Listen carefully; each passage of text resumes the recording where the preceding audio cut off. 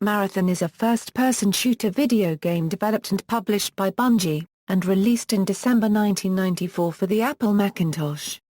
The game takes place several centuries into the future in outer space and sets the player as a security officer attempting to defeat an alien invasion aboard a colony ship named the Marathon. Although Marathon is an action-heavy first-person shooter, the game is renowned for having an intricate storyline that is also an essential element of its gameplay, whereas many similar games devote minimal attention to plot in favor of faster, more action-oriented gameplay. In addition to its single-player scenario, Marathon also features a multiplayer deathmatch mode through which up to 8 players can compete against each other on the same computer network, via individually linked computers.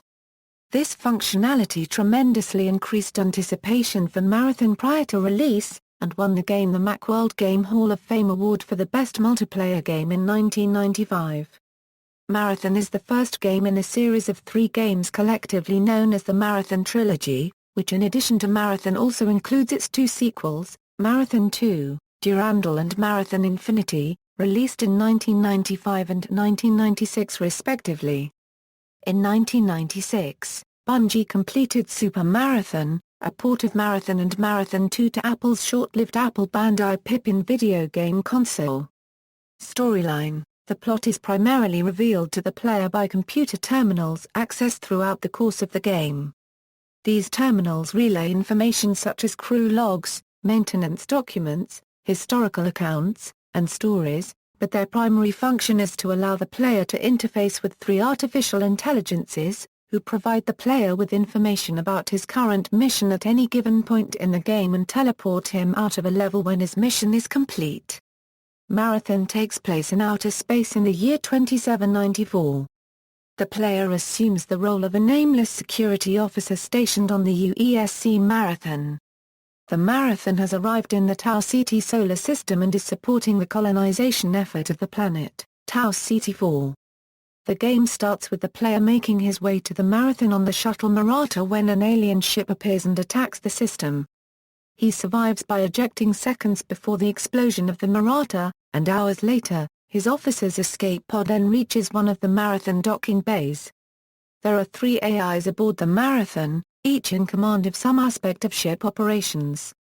All of them are under attack by the aliens, after being hit by an electromagnetic pulse from the alien ship. As the game begins, only one of the 3 AIs, Leela, is still fully functional.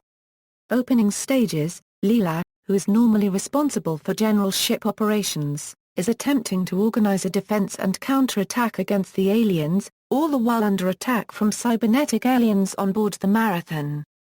With Leela's help, the player activates the ship's internal defense network to slow the invasion. Leela informs the officer that Durandal has been in contact with these aliens, who call themselves the SPHT, and are slaves to a race known as the PFHOR. The PFHOR are the main aliens encountered aboard, and attack the player on sight. Soon after, Leela learns that Durandal has become rampant, and has had the ability to freely think for quite some time. In response, Leela has the security officer cut off Durandal's access to vital areas of the ship. While the security officer is successful, Durandal retaliates by giving the PFHOR access to previously denied areas. Leela and the security officer complete several tasks afterward, such as securing a recreational area, decompressing an area infested with aliens, and sending a message to Earth to warn them of the invasion. Progression: Durandal manages to kidnap the security officer briefly, but after a few desperate battles, Leela rescues him and informs him that the SPHT attacks have persisted to the point where she will inevitably succumb. While Leela struggles, the security officer rescues a security detachment and disables a bomb in engineering. While he is successful in these endeavors, the SPHT eventually destroy Leela, and Durandal takes over. Following Leela's demise, Durandal has the security officer help him increase his ability to control the strength of the teleporter array of the Marathon and then teleports him to the PFHOR ship to explore. He eventually discovers that a large cybernetic organism is controlling all of the SPHT on the PFHOR ship and the Marathon, and he is tasked with destroying the device. After doing so, the SPHT join his side to rebel against their PFHOR captors.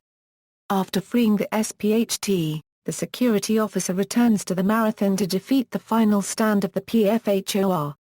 Endgame, Durandal announces his intention to depart the Marathon to take over the PFHOR ship. Before doing so, he reveals that Leela was never completely destroyed, and the freed SPHT have released their grasp on her. He reactivates her and bids the player goodbye. Leela and the security officer then break the last point of hostile forces. Gameplay takes place in a real-time, pseudo-3D rendered world with ceilings and floors of various heights and widths. All surfaces in the game are texture-mapped and have dynamic lighting. The player controls the movement of the main character primarily through use of the keyboard. Using assignable keys, the player can move forward and backward, turn left or right, sidestep left or right, look up, down or forward, and glance left or right. Additionally, Marathon features free look, whereas the player uses the mouse to rotate character view. The mouse may also be employed to fire weapons. Marathon was one of the earliest games to employ free look and give the player the ability to look up or down. Gameplay involves the player progressing through various levels, killing enemy creatures and avoiding numerous obstacles, all while trying to survive. However, Marathon features a plot that exists as a fundamental element of gameplay and player advancement. The primary channel through which this plot develops is the computer terminals located throughout the game's levels. The player accesses these terminals to interface with the artificial intelligences of the Marathon, who also provide him with information regarding the levels. While the player completes the levels in a fixed order, many levels are non-linear and require extensive exploration.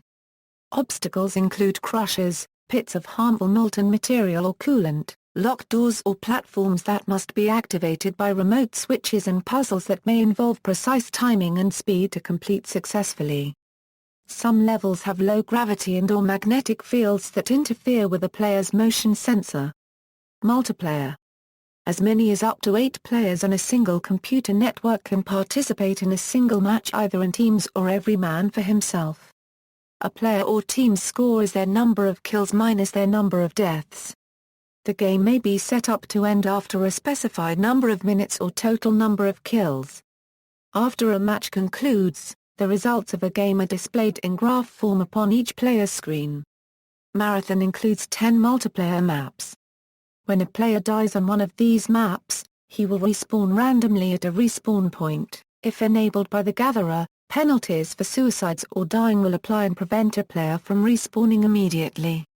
Marathon's multiplayer was one of its most anticipated features prior to release and won Marathon the Macworld Game Hall of Fame Award for the Best Network Game of 1995.